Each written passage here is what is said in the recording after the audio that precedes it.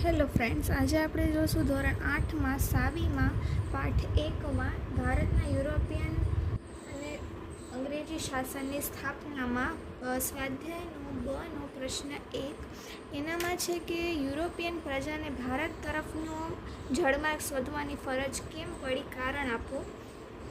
તો આપણે સૌને ખબર જ છે કે ભારત જે છે પ્રાચીન કાળથી જ સમૃદ્ધ દેશ હતો, માટે દુનિયાના અન્ય દેશો સાથે વાણિજ્યિક અને સાંસ્કૃતિક સંબંધ રહ્યો છે.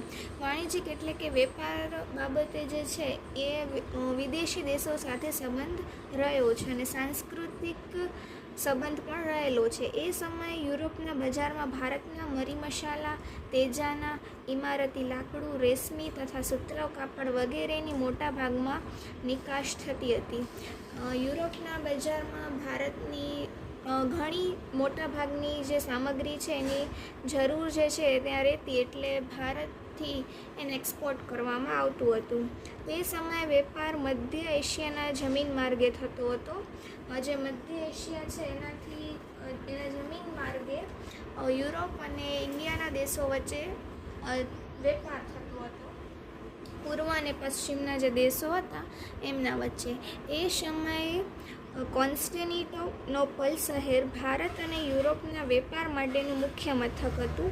આ જે જમીન માર્ગે જે વેપાર થતો હતો એનું મુખ્ય મથક જે છે એ આ શહેર હતું.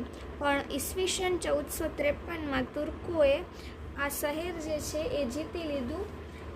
કેમ કે એ પ્રવેશ દ્વાર ગણાતું હતું, એટલે તુર્કોએ આ શહેર જીતી લીધું.